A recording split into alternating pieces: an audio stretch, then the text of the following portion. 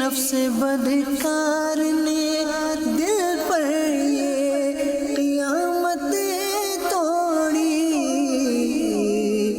عمل نیک کیا بھی تو چھپانے نہ دیا۔ الحمدللہ رب العالمین والصلاة والسلام علی سید الانبیاء والمرسلین، اما بعد فاعوذ باللہ من الشیطان الرجیم، بسم اللہ الرحمن الرحیم۔ الصلاة والسلام علیک یا رسول اللہ وعلی آلک واصحابک یا حبیب اللہ، الصلاة والسلام علیک یا نبی اللہ وعلی آلک واصحابک یا نور اللہ۔ نبی کریم صلی اللہ تعالیٰ علیہ وآلہ وسلم کی مبارک ذات پر درود پڑھنے کی بڑی برکتیں ہیں، بڑی عظمتیں ہیں۔ میرے آقا صلی اللہ علیہ وسلم کا فرمان ہے، جب اللہ کی رضا کے لیے دو آپس میں محبت کرنے والے ملاقات کرتے ہیں اور مصافحہ کرتے ہیں تو نبی کریم صلی اللہ علیہ وسلم ارشاد فرماتے ہیں کہ جب وہ مصافحہ کرتے ہیں اور مجھ پر درود پڑھتے ہیں تو ان کے ہاتھوں کے جدا ہونے سے پہلے اللہ تعالیٰ ان دونوں کے اگلے پچھلے گناہوں کو بخش دیتا ہے۔ صلو علی الحبیب صلی اللہ تعالیٰ علی محمد صلی اللہ تعالیٰ علیہ وآلہ وسلم۔ مدنی چینل کے ناظرین، گزشتہ ایپیسوڈز کے اندر ہم جس موضوع پر گفتگو کرتے رہے ہیں ان میں دل کی سختی اور شیطان کا گناہوں پر آمادہ کرنے کا کیا طریقہ ہے، ریاکاری، توبہ کو مؤخر کرنے کے ہیلے بہانے، اس جیسی سوچ کسی مسلمان کے اندر پیدا کرنا، یہ تمام وہ سازشیں، وہ چالیں اور شیطان کی ہم سے دشمنیاں ہیں یا شیطان کے ہمارے ساتھ یہ دھوکے ہیں کہ جو ہم مسلمانوں کو وہ دیتا ہے، اور بہت سے مسلمان اس کے دھوکے میں آتے ہیں، مگر جس کو اللہ محفوظ رکھے وہ شیطان کے وار سے یقیناً محفوظ رہتے ہیں۔ آج ہم جس موضوع پر گفتگو کریں گے اور جو شیطان کی چال ہے، جو وہ عادت عام لوگوں میں پیدا کرتا ہے، وہ ہے تکبر، اپنے آپ کو بڑا سمجھنا، اوروں کو حقیر سمجھنا، لوگوں کو کم تر سمجھنا اور خود کو برتر سمجھنا۔ یہ جو تکبر ہے یہ انسانوں کو زیب نہیں دیتا۔ کبریائی یہ اللہ کی شان ہے، بندہ متکبر ہو یہ خدا کو پسند نہیں ہے۔ نبی کریم صلی اللہ تعالیٰ علیہ وآلہ وسلم کے فرامین میں تکبر کی بڑی سخت مذمت کی گئی۔ دیکھیں شیطان خود کس بنیاد پر اللہ کی بارگاہ سے مردود ہوا۔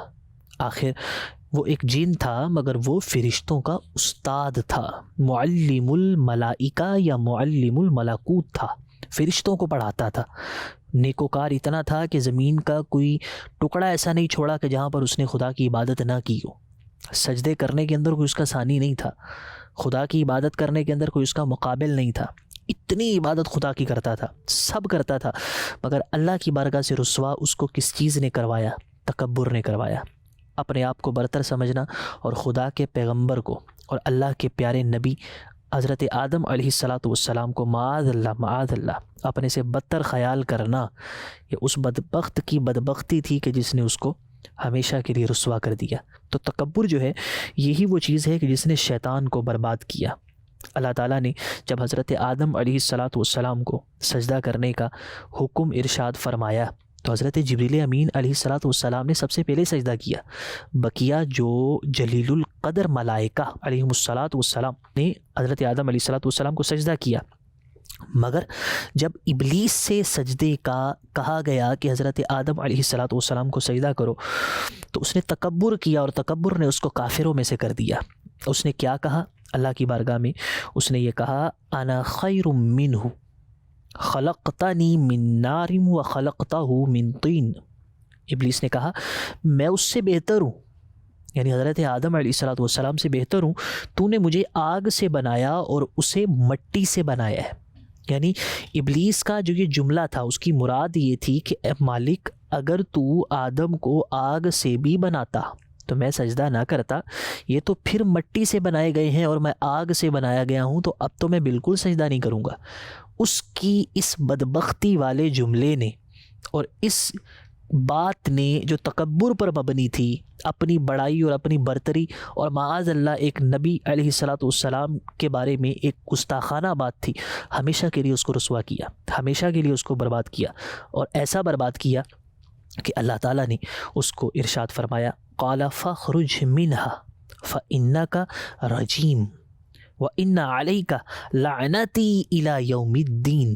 ترجمہ، اللہ نے فرمایا تو جنت سے نکل جا اور بے شک قیامت تک تجھ پر میری لعنت ہے۔ کس قدر بڑی بدبختی ہے، اللہ تعالیٰ ایسی سوچ اور ایسی بات سے ہمیں ہمیشہ کے لیے محفوظ فرمائے کہ جس بات اور سوچ نے شیطان کو قیامت تک کے لیے خدا کی لعنت کا مستحق کر دیا، کہ تجھ پر قیامت تک میری لعنت ہے۔ یہ اللہ تعالیٰ نے قرآن پاک میں ارشاد فرمایا۔ کیوں؟ تکبر کی وجہ سے، اپنی بڑائی اور اپنی بڑھوتری اور اپنے برتر ہونے کی وجہ سے، اور کسی کو معاذ اللہ ابتر سمجھنے کی وجہ سے ہمیشہ کے لیے رسوا ہوا، اور تکبر ایسا کہ اس کو کہیں کا نہ چھوڑا۔ کہاں وہ ہزاروں ہزار سال کی عبادتیں نہیں کام آئی، ہزاروں ہزار سال کے سجدے نہیں کام آئے، زمین کے ہر خطے پر سجدے کرنا اور اللہ کو یاد کرنا اور اللہ اللہ کرتے رہنا نہیں کام آیا، تکبر کی وجہ سے کہیں کا نہیں چھوڑا۔ ایک مرتبہ شیطان حضرت موسیٰ علیہ السلام کے پاس آیا اور آ کر کہنے لگا کہ اللہ تعالیٰ نے آپ کو رسول بنایا ہے، اللہ تعالیٰ آپ سے کلام فرماتا ہے۔ حضرت موسیٰ علیہ السلام نے سوال کیا، ہاں کرتا ہے خدا کلام میرے سے، مگر تم کون ہو؟ تو اس نے جواب دیا، کہا کہ میں شیطان ہوں، اللہ تعالیٰ سے سوال کیجئے کہ تیری مخلوق تجھ سے توبہ کی طالب ہے۔ اللہ تعالیٰ سے عرض کریں کہ تیری مخلوق تجھ سے توبہ کی طالب ہے۔ اللہ تعالیٰ نے حضرت موسیٰ علیہ السلام پر وحی فرمائی اور فرمایا کہ اس سے کہو، شیطان سے کہو، ہم نے تیری درخواست کو قبول کیا مگر شرط ہے، درخواست کو قبول کیا مگر شرط یہ ہے کہ آدم کی قبر پر جا کے سجدہ کر دو، آدم کی قبر پر سجدہ کر دو۔ اس وقت تو نہیں کیا، آج ہم تیری درخواست کو قبول کرتے ہیں، شرط یہ ہے کہ آدم کی قبر پر جا کر سجدہ کر دو۔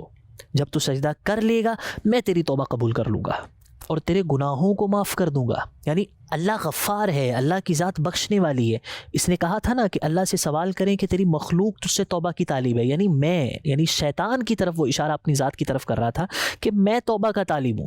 تو اللہ تعالیٰ نے فرمایا آدم کی قبر پر جا کے آدم کو سجدہ کرو، تمہاری توبہ قبول ہو جائے گی۔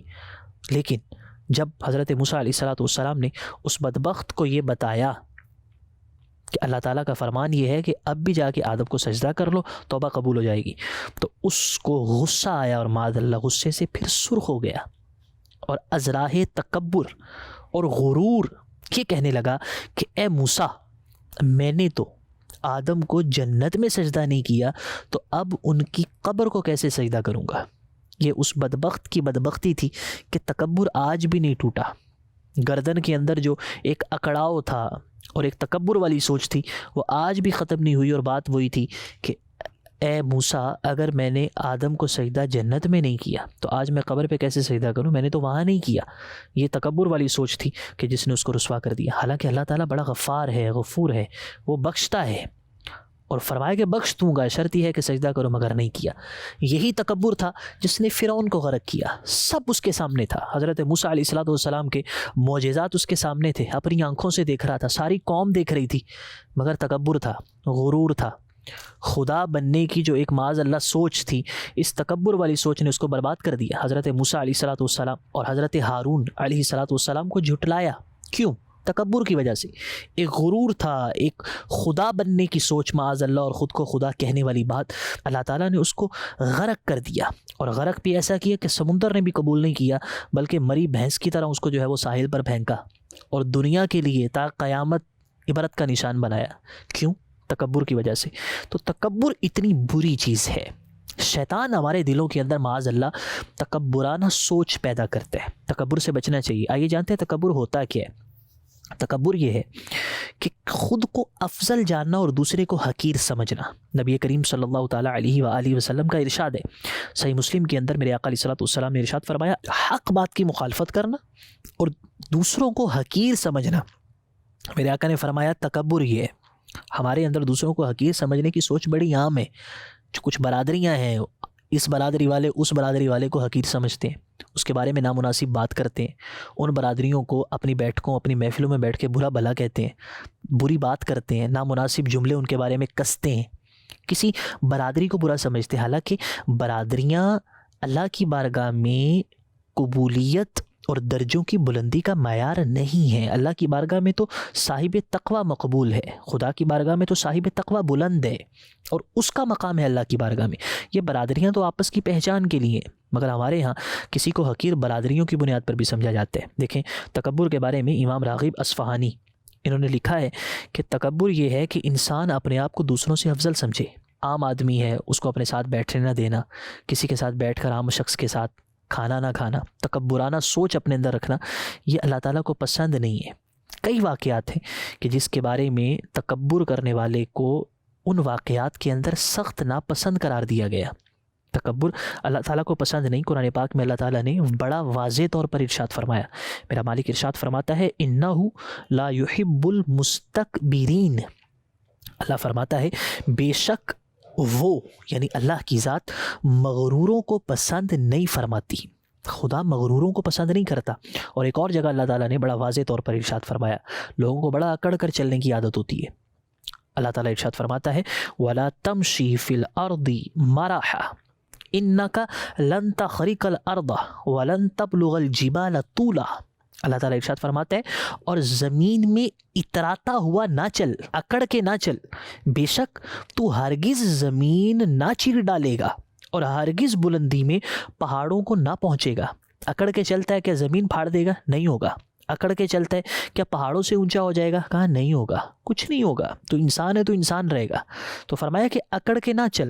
اور انہی متکبروں کے بارے میں اللہ تعالیٰ نے قرآن پاک میں سورۃ النحل کے اندر ارشاد فرمایا فَادْخُلُوا أَبْوَابَ جَهَنَّمَ خَالِدِينَ فِيهَا فَلَبِئْسَ مَثْوَى الْمُتَكَبِّرِينَ، اللہ تعالیٰ نے فرمایا تو اب جہنم کے دروازوں میں داخل ہو جاؤ، ہمیشہ اس میں رہو گے، تو تکبر کرنے والوں کا کیا ہی برا ٹھکانہ ہے۔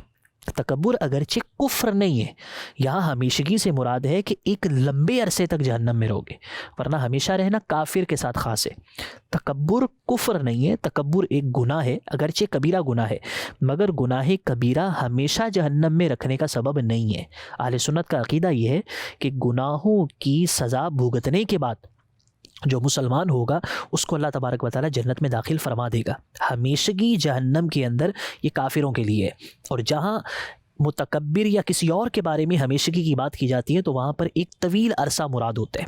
نبی کریم صلی اللہ تعالیٰ علیہ وآلہ وسلم نے تکبر کی آفات کو بیان فرمایا اور تکبر کے بارے میں بڑا واضح طور پر یہ بیان کیا۔ ایک حدیث جو کہ امام ابن ابی الدنیا رحمۃ اللہ تعالیٰ علیہ نے نقل فرمائی، وہ فرماتے ہیں یعنی نقل کرتے ہیں کہ جو شخص اللہ عز و جل کے لیے عاجزی اختیار کرتا ہے، من تواضع للہ، جو اللہ کے لیے عاجزی کرتا ہے، رفعہ اللہ، اللہ تعالیٰ اس کو بلندی عطا فرماتا ہے، اس کا رتبہ بلند کر دیتا ہے۔ خدا کے لیے جو عاجزی کرتا ہے نا، حقیقت ہے کہ اللہ اس کو بلند مقام دیتا ہے، اور جو تکبر کرتا ہے اللہ تعالیٰ اس کو پست کر دیتا ہے۔ تکبر ہوتا کیسے ہے؟ علم کی بنیاد پر تکبر، بہت پڑھا لکھا ہے اور اتنا پڑھ لکھ گیا ہے کہ اب وہ نہ پڑھے لکھے یا ان پڑھ آدمی یا جو دیہاتی لوگ ہوتے ہیں یا جو نہیں پڑھ سکا اپنی زندگی کے اندر کسی بھی وجہ سے، اس ان پڑھ کے سامنے تکبر کرنا یا اس کو جو ہے نا وہ حقیر سمجھنا، اس کے ساتھ بیٹھنا، کھانا پینا، اس کے ساتھ معاملات کرنا، اس کو ناپسند سمجھنا، کچھ اور وجوہات کی بنا پر ہو تو ٹھیک ہے، مگر اپنے آپ کو برتر اور سامنے والے کو ابتر یہ سمجھنا یہ یقیناً غلط ہے۔ علم جو ہوتا ہے اس کی بنیاد پر تکبر نہیں آنا چاہیے۔ نبی کریم صلی اللہ علیہ وسلم کا بڑا واضح ارشاد ہے کہ علم کی آفت جو ہے یہ تکبر ہے، یعنی علم کی ایک آفت یہ ہے کہ انسان تکبر کی طرف چلا جاتا ہے۔ تو انسان ہمیشہ اللہ سے ایسے علم کا سوال کرے کہ جو اس کو تکبر کے اندر مبتلا نہ کرے۔ اسی طرح جو عمل ہوتا ہے یہ بھی بعض اوقات اللہ تعالیٰ ہمیں محفوظ فرمائے، بعض اوقات تکبر کی طرف لے جاتے ہیں۔ بہت زیادہ نیک عمل کرنے والا بعض اوقات اس سوچ کے اندر مبتلا ہو جاتا ہے کہ میں بہت نیک عمل کرتا ہوں، اور وہ تکبرانہ سوچ اس کے اندر پیدا ہو جاتی ہے، اور جو ذرا بے عمل نظر آتا ہے، کوئی فسق کے اندر کوئی بندہ نظر آتا ہے جو عملی طور پر فسق ہے، تو اس کو وہ بدتر سمجھتا ہے، اور اپنے نیک ہونے کی وجہ سے کہ میں تو اعتکاف بھی کرتا ہوں، میں تو نمازیں بھی ساری پڑھتا ہوں، میں تہجد بھی پڑھتا ہوں، ان بنیادوں پر وہ خود کو افضل سمجھتا ہے اور اپنے آپ کو اعلیٰ سمجھتا ہے، تو یہ صاحب عمل بھی غور کرے کہ وہ حالت تکبر میں پہنچ چکا ہے، اور عمل بھی انسان کو معاذ اللہ بعض اوقات تکبر کی طرف لے جاتا ہے۔ اسی طرح بہت سے واقعات ہیں کہ جن کے اندر ایک بڑا عمل کرنے والا بڑا عبادت گزار آدمی تھا، مگر کسی بد عمل شخص کو، کسی بے عمل شخص کو دیکھ کر تکبر کیا، اللہ نے اس صاحب عمل کے عملوں کو ضائع کر دیا، اور جس کو فسق کی عادت تھی، جو گناہوں میں مبتلا تھا، اللہ نے اس کو اپنا پیارا بنا لیا۔ اللہ تعالیٰ سے ہمیشہ دعا کرنی چاہیے کہ اللہ تعالیٰ ہمیں تکبر کی آفت سے محفوظ رکھے، آمین بجاہ النبی الامین صلی اللہ علیہ وسلم۔ نفس بدکار نے دل پر یہ قیامت توڑی